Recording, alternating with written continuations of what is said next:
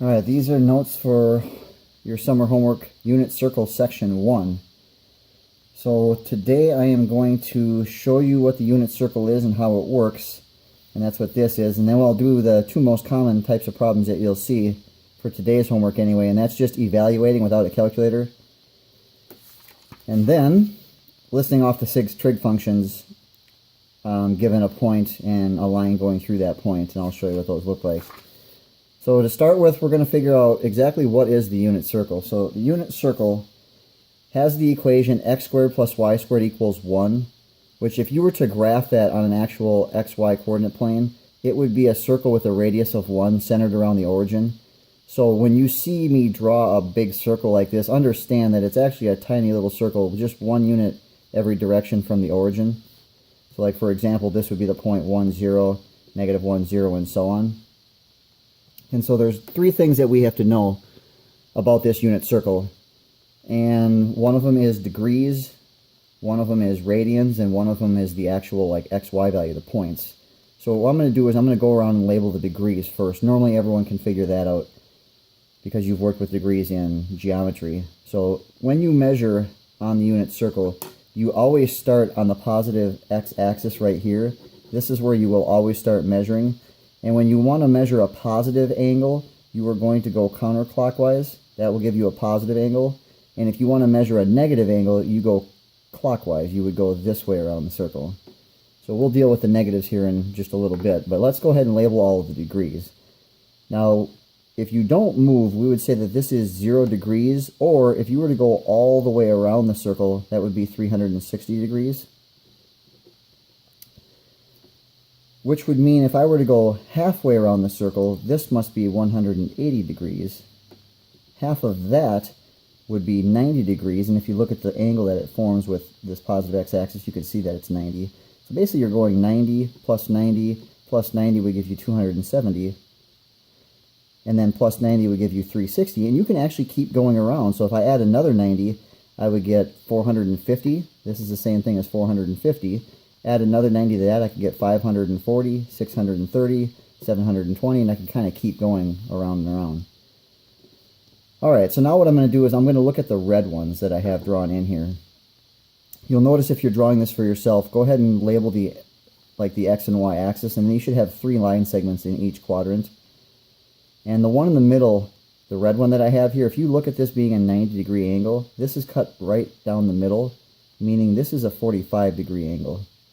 And so when you count your way around, include the x and y axis, but just add 45. So it'd be 45, plus 45 is 90, plus 45 would be 135, plus another 45 would be 180, plus 45 would be 225 degrees, plus another 45 should put you at 270, another 45 is 315, and then another 45 is 360. And again, if you wanted to keep going, you could say this is 405 and so on. Alright, now if you look at the ones that are drawn in pencil, if you look at this quadrant being 90 degrees, do you notice, ignore the red one, do you notice that if I drew these 2 lines, I basically have cut it into thirds? That means this is actually 1/3 of 90 degrees, or it's 30 degrees. And now I'm going to do the same thing I did when I did the 45s. I'm going to count by 30. Ignore the red ones. You do have to count the x and y axis. So it's 30 plus 30 degrees is 60. Plus 30 again would be 90.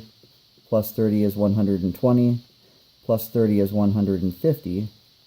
Plus 30 is 180.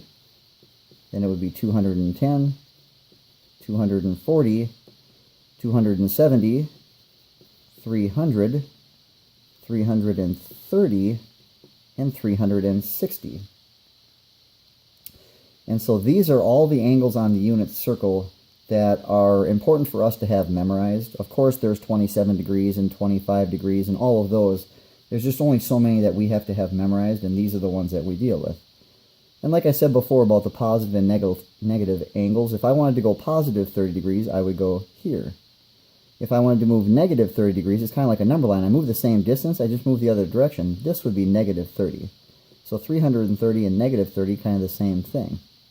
They're called coterminal, is the fancy word that they use, and you'll see that word next year. All right, along with all of these degrees, there are actual x and y values. Like we said up here, this unit circle has a radius of 1, meaning if this is the origin, this point moved 1 to the right, which would mean that point is 1, 0. This point moves 1 to the left, so that would make that negative 1, 0. That's the x and y value at 180 degrees. At 90 degrees, I went up 1, so it would be the point 0, 1. And at 270 degrees, I went down 1, so it would be 0, negative 1. Those are the quote-unquote easy ones, because you're just moving right, left, up, or down.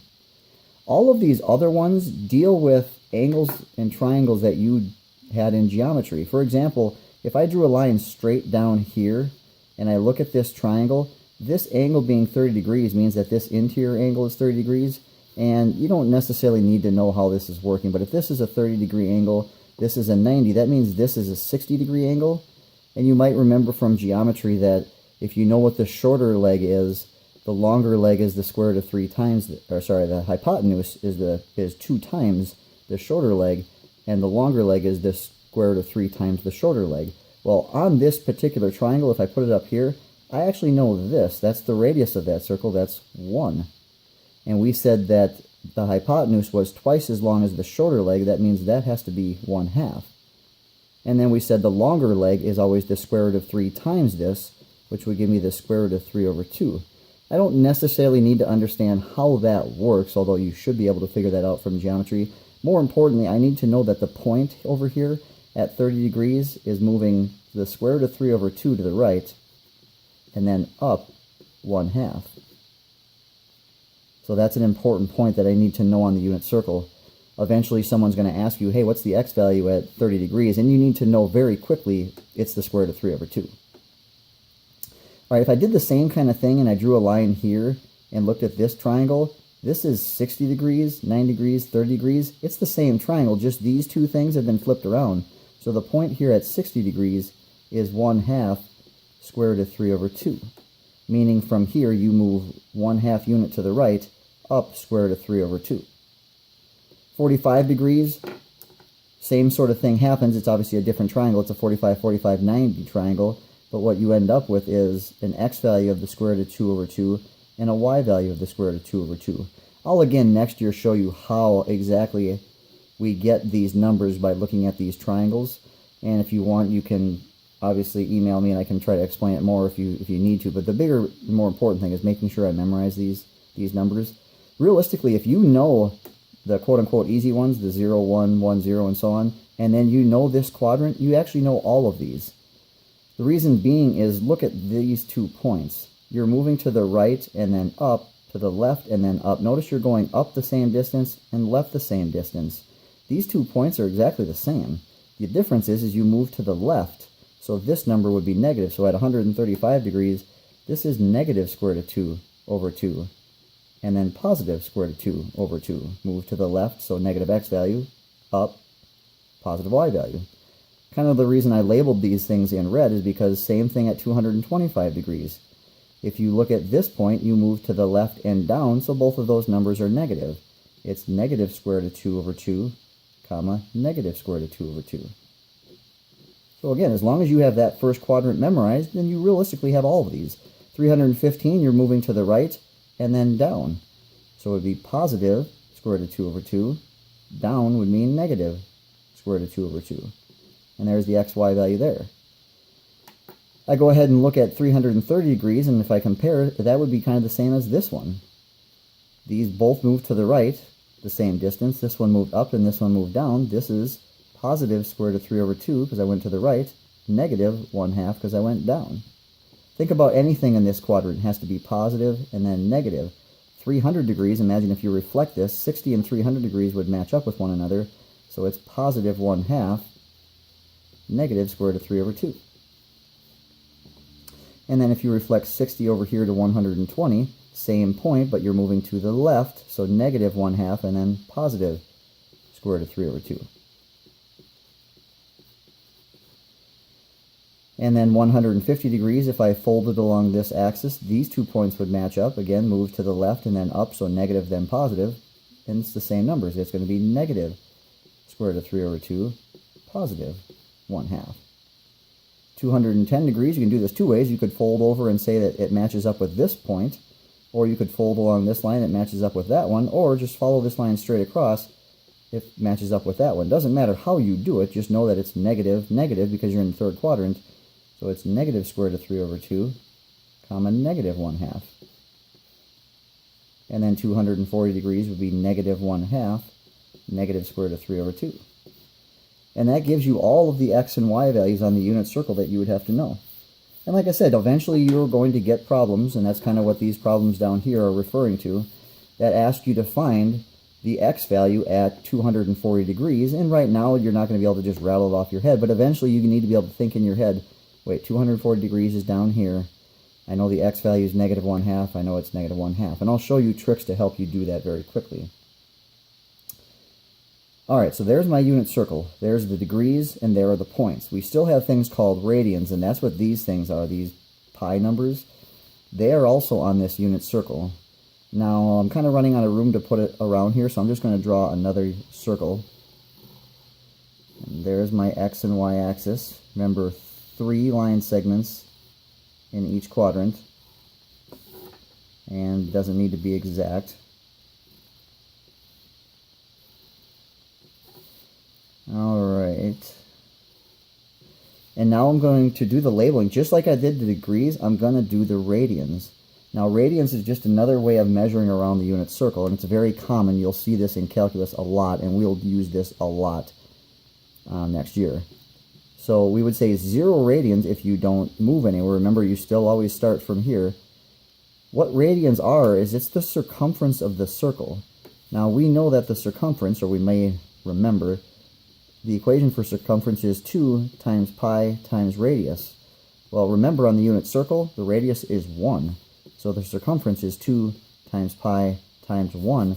Or that distance, 2 pi, is all the way around the circle. So this is either 0 or 2 pi. 2 pi and 360 are basically the same thing.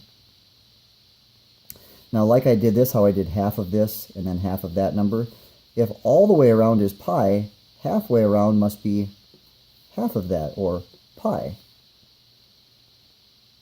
And then just think in terms of fractions. If this is 1, this would be half of that. This would be 1 pi over 2. So basically, if you ignore the pi, it's 1 over 2, 2 over 2, which is 1, 3 over 2, put the pi back on it, and then if you add another 1 over 2, it would be 4 pi over 2, which reduces down to 2 pi. And now I didn't have the different colors in here, but if you look at the ones that I have red kind of running down the middle again, if you look at this being pi over 2, and this is half of it, half of that would be 1/4. So this is actually 1 pi over 4. And I'm going to do just like I did here, how I counted 45 plus 45 plus 45. I'm going to count by 1/4 and just put the pi on it. This is 1 pi over 4, 2 pi over 4. This would be 3 pi over 4. 4 pi over 4. This one in the third quadrant would be 5 pi over 4. 6 pi over 4 reduces down to 3 pi over 4, or sorry, 3 pi over 2. Remember, that was 6 pi over 4, so this would be 7 pi over 4. And then 8 pi over 4, which reduces down to 2 pi. And remember, you can keep going. This would be 9 pi over 4, 10 pi over 4, 11 pi over 4, and so on.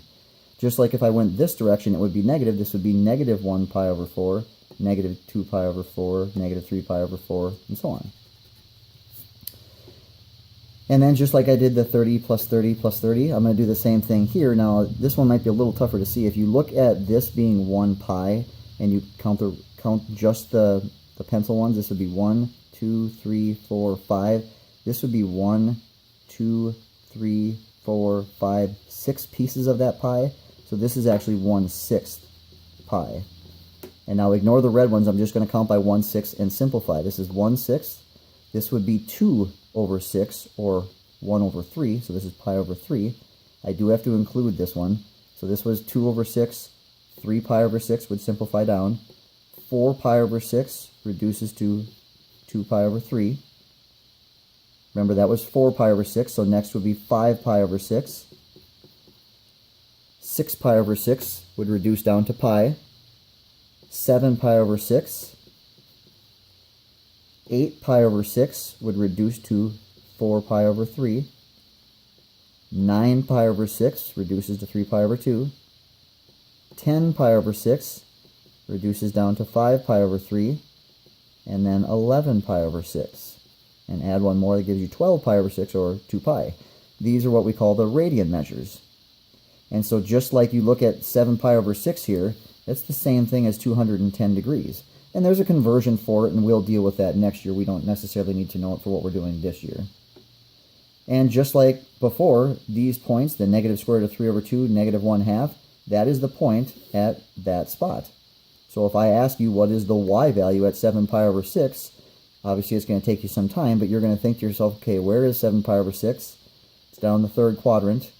It's 210 degrees. I know the y value is 1/2. And believe it or not, you can actually do that very, very quickly once you use something called reference angles. So now, a big idea is this idea of reference angles. Big idea. Reference angles are angles measured from the x-axis.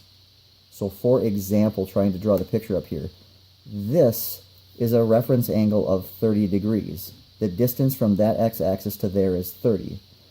This would be the reference angle for 150. What's the distance from this x-axis here? It's 30. What's the reference angle from this x-axis to here? 30. Reference angle from the x-axis to here? 30. So it's the shortest distance from the x-axis to wherever the line segment is. All these have a 30-degree reference angle, which if you come over here and look at it, that means this one, this one, this one, and this one all have 30-degree reference angles, and there's something that I notice about all of them. Look at the denominator. It's a 6. None of the other ones have a 6 in the denominator. So when you have something pi over 6, I know immediately this is a 30-degree reference angle. Why is that such a big deal? Because look at the point. At 30 degrees, at 150 degrees, at 210 degrees, at 330 degrees. It's the same numbers. The only difference is, are they positive or negative or not? So because I know it's a 30-degree reference angle, I already know the x value is the square root of 3 over 2, and the y value is 1/2. Now, obviously you have to memorize your unit circle, but once you've got it memorized, assuming that you see this over something pi over 6, I know the reference angle is this right away. So when someone asks me what is the x value at 11 pi over 6, I already know it's that. The only thing I don't know is it positive or negative, and then I have to picture in my head where it's at. And that'll come with time. Just like if you take a look at all the 45-degree reference angles from here to here. These are the ones that I have in red, from here to here, here to here. Look at all of the points. They're all square root of 2 over 2.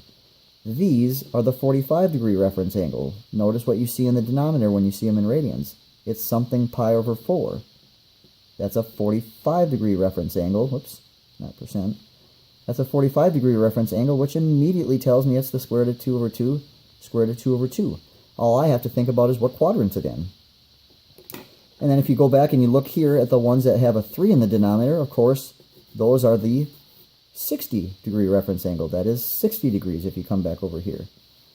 So when you see something pi over 3, even if it's 5,182 pi over 3, it's going to be a 60-degree reference angle. And you're going to have 1/2 square root of 3 over 2 as your point. Now, you need to be really careful because it's easy to mix those two up since they're essentially the same numbers. So be very, very careful. 6 in the denominator means 30-degree reference angle. 3 in the denominator means 60. Don't get those two mixed up. But if you know this idea of a reference angle, you can actually find anything on the unit circle very, very quickly. So for example, let's say I'm trying to think about what is the x value of 7 pi over 6. Think about the fraction. It's 7 pi over 6. It's over 6. I know it's that point. Now think of the 7 over 6. That's bigger than 1, just barely. Well, here's where 1 is. Just bigger would put it here, because remember we're moving this way around. If it was 5 pi over 6, 5 pi over 6, look at the 5 over 6. That's less than 1. That would be right there. It's a 30-degree reference angle. And because I know it's here, I now know the x value is negative, y value positive. Or if it's here, negative, negative. Or if it was 11 pi over 6, just underneath 2, it's positive, negative. And that's what we're going to do for these things. So now it's going to ask you to find the sine, secant, and, well, that function there. Well, in order to do that, I have to learn something else, and that is the 6 trig functions. Now in geometry, you learned about sine, cosine, and tangent. Well, believe it or not, there's actually 6 trig functions. So if I'm looking at some right triangle, let's draw a right triangle here. Do this over. There we go. And we're going to call this theta. This is our angle. This is a common symbol for an angle of theta. It looks like a cracked egg almost. From this angle, this would be the side opposite. This would be the side adjacent. And this is the hypotenuse. So if you remember your SOHCAHTOA, the sine of some angle theta was always opposite over hypotenuse. The cosine was adjacent over hypotenuse. And the tangent was opposite over adjacent. So those are things that you learned in geometry, and those should come back to you fairly quickly. So sine, cosine, and tangent. Well, there's actually 3 more trig function. One of them is called the cosecant. That's the actual name spelled out. The symbol for it is CSC with the little theta symbol. Or it could be A, B, or whatever you want. Just have to have something there. Another one is called the secant. And the little abbreviation for that is SEC of theta. And then the last one is the cotangent. And the little abbreviation for that is COT. And all they are is they're reciprocals of these things. So for example, if you know what the sine is, it's opposite over hypotenuse, the reciprocal of it is cosecant. So the cosecant of theta would just be hypotenuse over opposite. Or the cosine is the reciprocal of secant. So if the cosine is adjacent over hypotenuse, that means the secant must be hypotenuse over adjacent. And then the tangent and cotangent are reciprocal, so if I know the tangent is opposite over adjacent, then I'm going to know the cotangent is adjacent over opposite. I know it's kind of a lot to throw at you with the unit circle in this, but this is incredibly important because you use this throughout all of next year, and you use it in calculus a lot too. So you have 6 trig functions that you need to know. Now theoretically you should already know these 3. If you don't, make sure that you're reviewing those. Assuming that you know what these are, all you have to do is take the fraction and flip it over. You just have to know which trig function is the reciprocal of the other one. I know sine goes with cosecant. Notice SC. SC. Usually people don't mix up the tangent and cotangent. Whatever you do, don't put the 2 S's and the 2 C's together. It's a common mistake. So when someone asks me to find the secant of something, I don't even find the secant. I find the cosine. Once I get it, I just flip the fraction over. And that's kind of how these 6 trig functions work. So now we got to think about, okay, I know how those 6 trig functions work. What if I was actually on the unit circle? So let's say I was drawing this little triangle out, and let's say that I'm looking at 30 degrees here.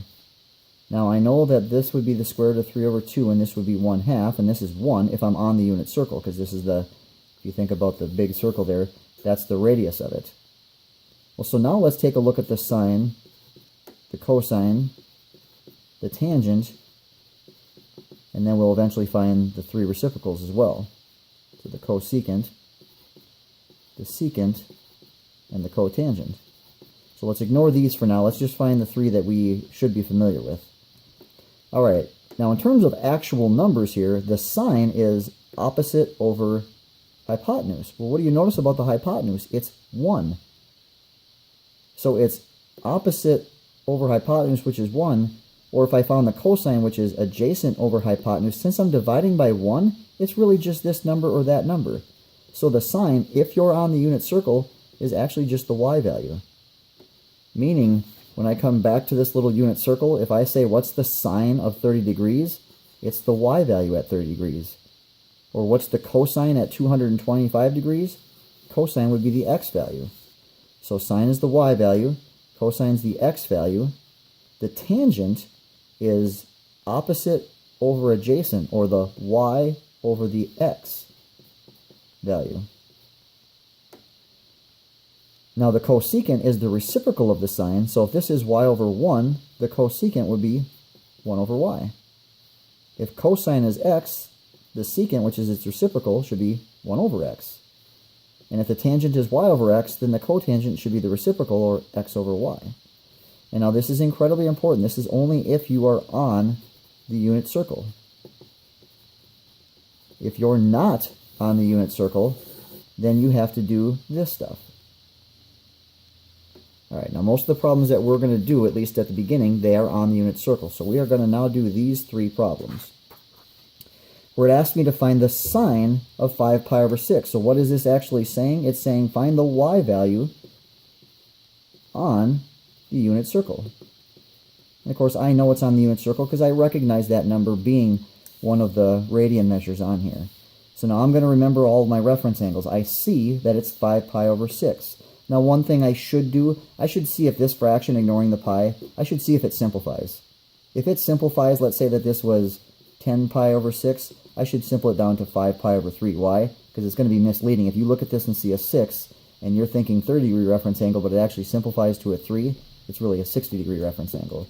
So most of the time, that's not going to happen, but please check that right away before you actually figure out what reference angle you're dealing with. So it's 5 pi over 6, it won't simplify, it's over 6, so I know this is a 30-degree reference angle. That means I know I'm dealing with the square root of 3 over 2 and 1/2 as my point. It's asking me for the sine. It wants the y value. All I need to now figure out